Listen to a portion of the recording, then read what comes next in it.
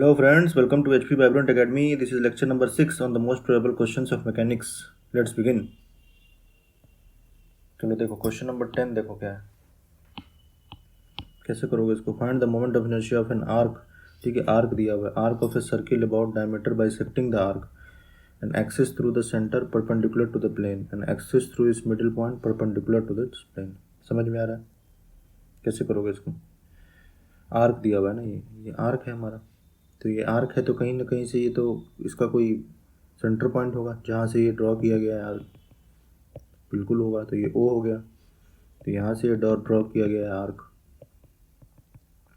ठीक है, तो इसका कुछ डायमीटर आर्क है ना, आर्क दिया हुआ है, तो ये मान लो अल्फ़ा है, तो ये 2 अल्फ़ा होगा, कुछ एंगल बना रहा होगा ना, अल्फ़ा बना रहा होगा, तो टोटल 2 अल्फ़ा है, तो ये अल्फ़ा अल्फ़ा हो गया। ये इसकी रेडियस हो गया, आर्क ऑफ ए सर्किल है तो रेडियस होगा, और क्या है आर्क है, तो आर्क है तो कुछ ना कुछ एंगल पे बना होगा, तो 2 अल्फ़ा एंगल है तो अल्फ़ा ले लिया मैंने। समझ में आ रहा है, यहाँ लिख ही दो ना, moment of inertia of arc of a circle, यहाँ लिख दो of radius A making angle 2 alpha, making angle 2 alpha. ठीक है, चलो ये क्या हो गया। तो अभी इसको कैसे निकालना है, एंगल 2 अल्फ़ा किसके अबाउट निकालना है, M I about diameter bisecting the arc, मतलब इसके अबाउट पहले निकालना। फर्स्ट क्वेश्चन में क्या बोल रहा है, इसके अबाउट। समझ में आ रहा है, इसके अबाउट पूछ रहा है, आई इज इक्वल टू व्हाट। समझ में आ रहा है, तो कैसे निकालेंगे इसको, देखो कैसे, बिल्कुल आसान है। तो उसी तरह हम लोग एक स्ट्रिप ले लेंगे यहाँ पे। समझ में आ रहा है, ये एक स्ट्रिप है मेरा,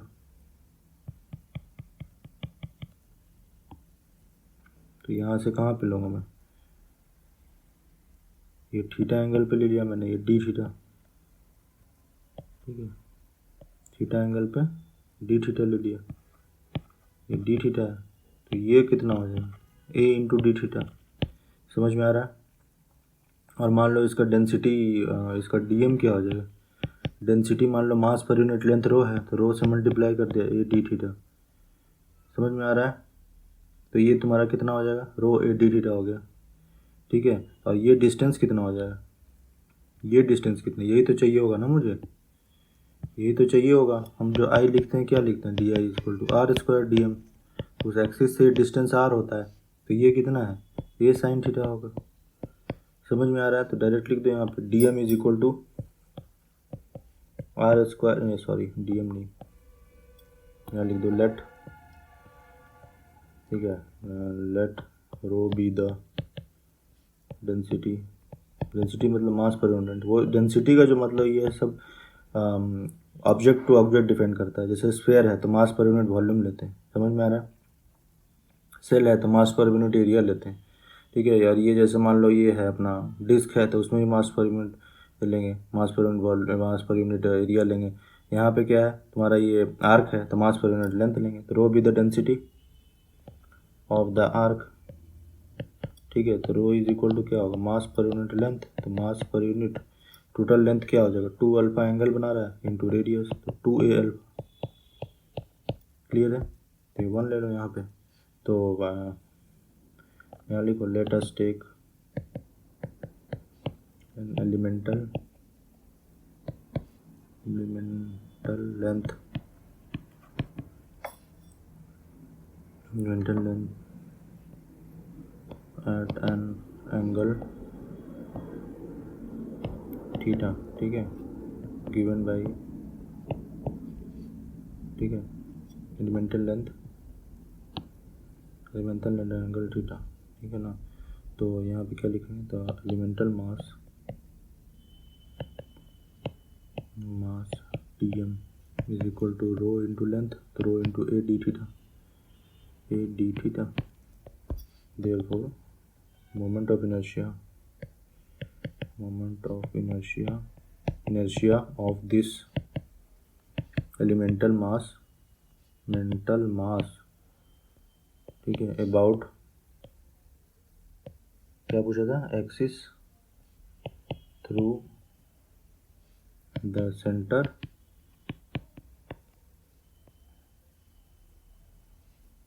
एक्सिस ये क्या पूछा था पहला क्वेश्चन में, क्या था?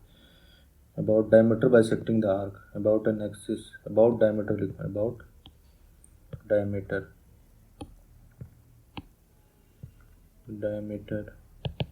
Bisecting the arc, bisecting the arc क्या हो जाएगा? Are square into D M. तो आर क्या होगा यहाँ पे? आर स्क्वायर डी एम, ऐसा लिखो ना, integration D I integration I equal to, ठीक है। तो ये हो जाएगा आर क्या हो जाएगा यहाँ पे? A sine theta whole square into D M equal to a sine theta whole square into D M क्या है? Rho a D theta. और अल्फा ये एम कहाँ से कहाँ तक? जैसे मान लो मैं इस टिप पहुँच गया, यहाँ पर हूँ मैं, तो मेरा क्या होगा? अल्फ़ा। इस टिप पे पहुँच जाऊँगा तो क्या होगा? माइनस अल्फ़ा, ये प्लस अल्फ़ा। समझ में आ रहा है ना? तो माइनस अल्फ़ा से प्लस अल्फ़ा तक होगा। तो ये क्या हो जाएगा? ये ए स्क्वायर हो गया यहाँ से, और ये ए हो गया, तो ए क्यूब हो गया। तो rho a cube sine square theta D theta, कहाँ से कहाँ तक? माइनस अल्फ़ा से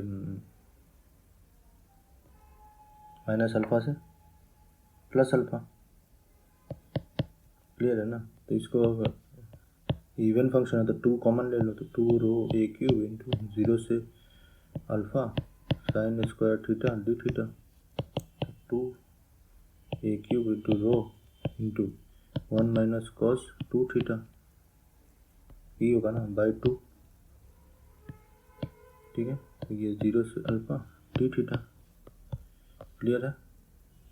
तो ये 2 से 2 कैंसिल हो गया, तो ये हो जाएगा रो ए क्यूब हो गया, ये थीटा माइनस थीटा हो गया, और ये कॉस थीटा का क्या होता है? साइन थीटा बाई 2, तो sine theta 2 theta sine 2 theta by 2,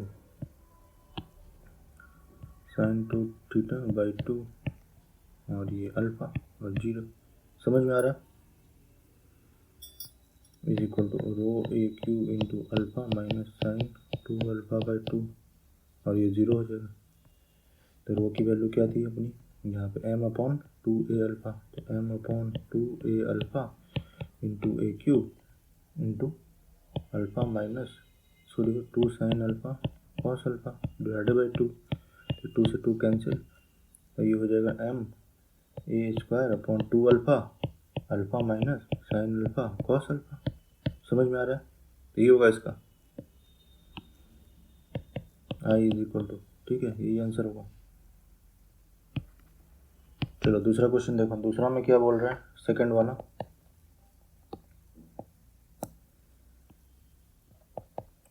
में क्या बोल रहा है? About an axis through centre perpendicular to the plane. समझ में आ रहा है ना? ये इसके बाद बोल रहा है, मतलब इस प्लेन, ये जो प्लेन है इसके परपेंडिकुलर। कैसे दिखाऊं ये? देखो इसको बताता हूँ। ये मान लो x है, ये y है, ये z है, तो ये जो प्लेन है ना, ये यहाँ पे ये आर्क लाई कर रहा है, ठीक है। इसका मान लो ये सेंटर है, इसका सेंटर ये है, ठीक है। ये प्लेन मतलब एक्स वाई प्लेन में ये लाई कर रहा है, ये जो आर्क है एक्स वाई प्लेन में लाई कर रहा है।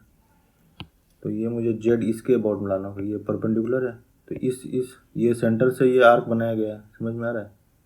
ये आर्क कैसे बना? इस सेंटर को यूज़ करके बनाया गया ना ये आर्क। तो इस क्या बोल रहा है? एक्सिस थ्रू सेंटर परपेंडिकुलर, मतलब ये इसके परपेंडिकुलर। समझ में आ रहा है? तो ये जेड एक्सिस हो गया।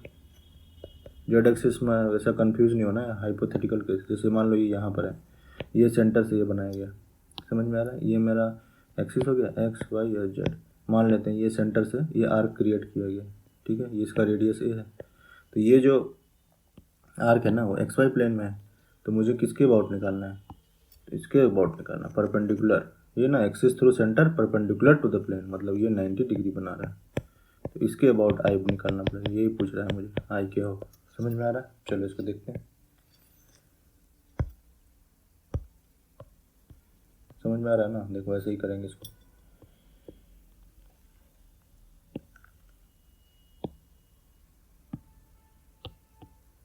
चलो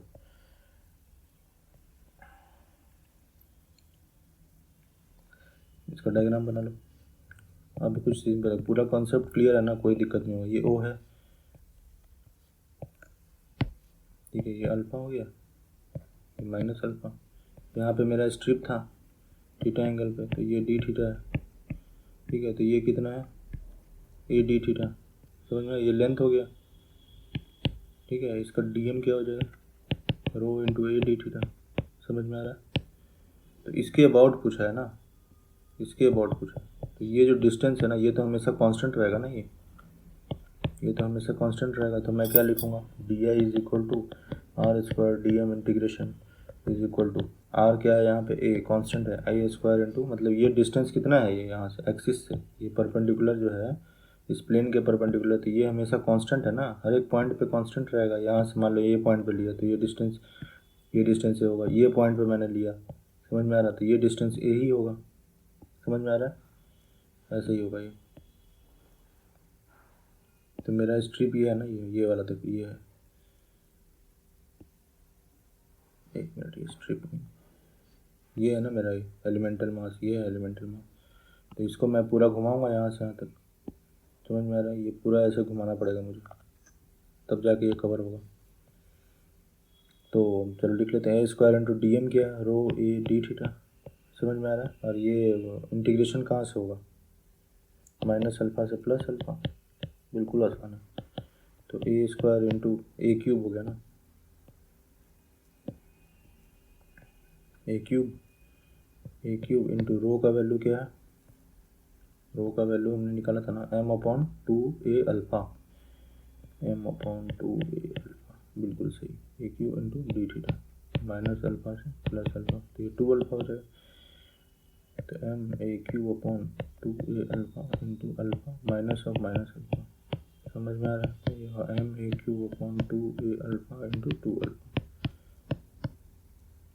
तो ये ए स्क्वायर हो गया, तो is equal to M A square. Answer देखो कितना आसान था, कॉन्सेप्ट क्लियर रहेगा ना तो कोई दिक्कत नहीं होगा। ठीक है, अब देखो थर्ड क्वेश्चन, देखो थर्ड क्वेश्चन में क्या दिया हुआ है, an axis through its middle point perpendicular to the plane. समझ में आ रहा है, axis through middle point perpendicular to the plane. ये देखो, इसको भी समझाता हूँ।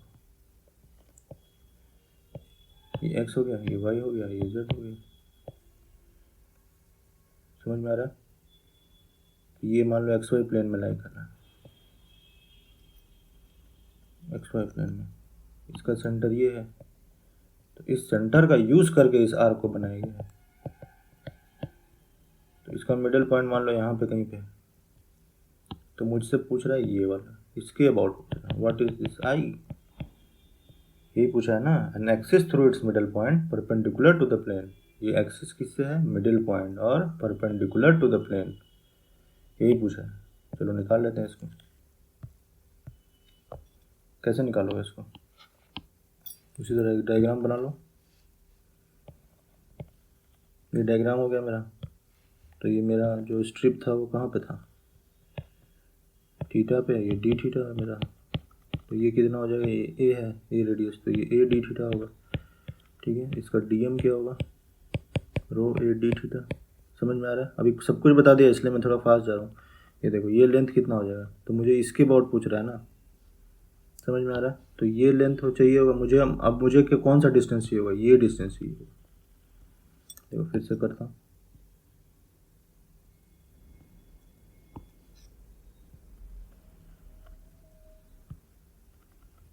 ठीक है, ये देखो, ये परपेंडिकुलर ड्रॉ करो, तो मेरा ये इस पॉइंट के अबाउट एक्सिस पास कर रहा है।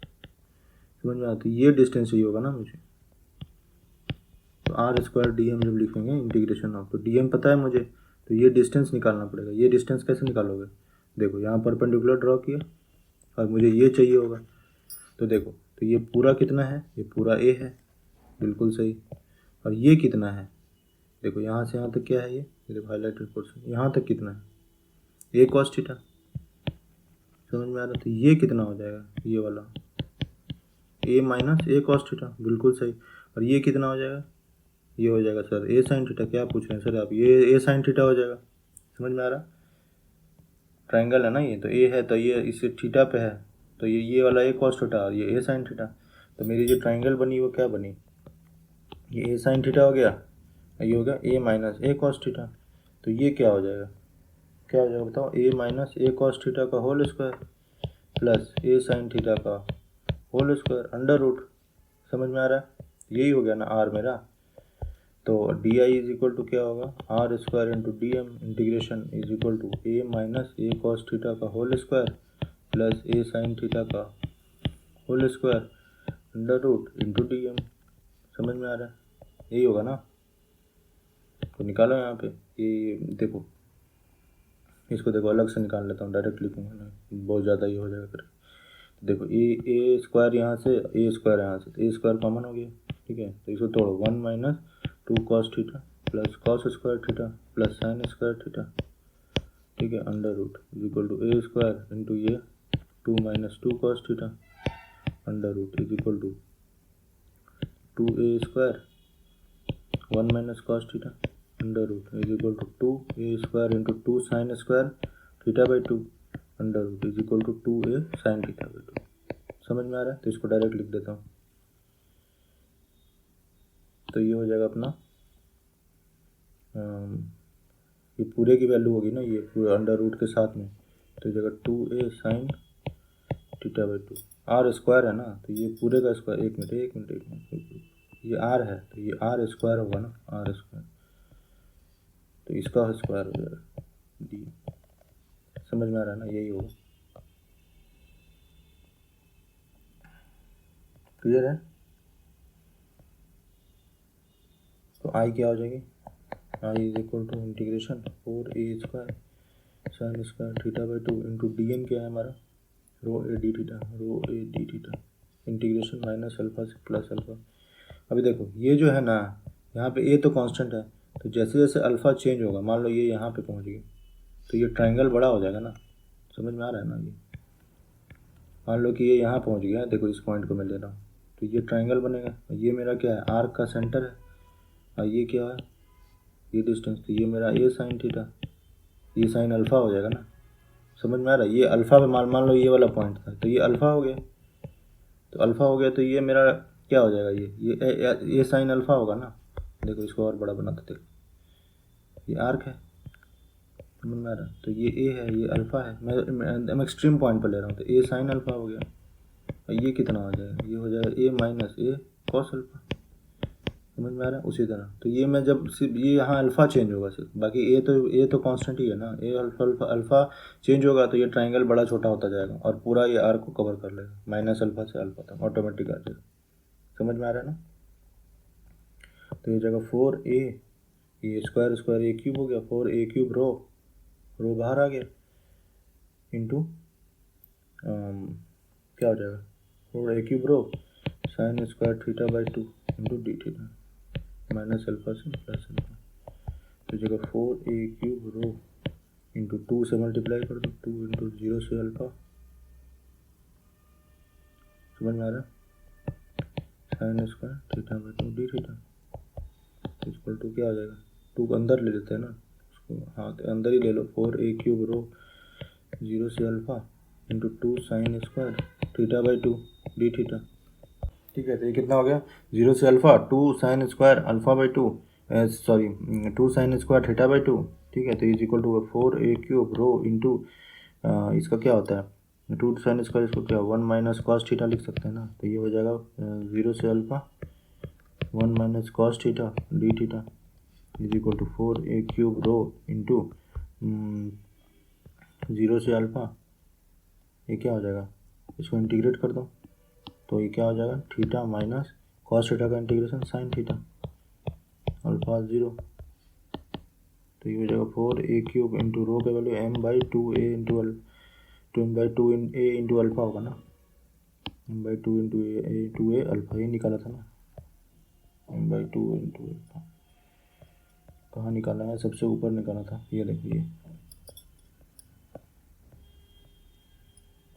Alpha minus sine alpha. तो ये हो जाएगा अपना 2 से 2 कैंसिल हो गया, ये a स्क्वायर हो गया, तो 2m a square upon alpha into alpha minus sine alpha, answer ये हो जाएगा अपना। समझ में आ रहा है? तो तीनों पार्ट अपने कवर किया पूरा डिटेल के साथ, अंडरस्टैंडिंग के साथ, तो पूरा कंसेप्चुअल अंडरस्टैंडिंग रहेगा तो कोई दिक्कत नहीं आएगी। ठीक है, चलो थैंक यू।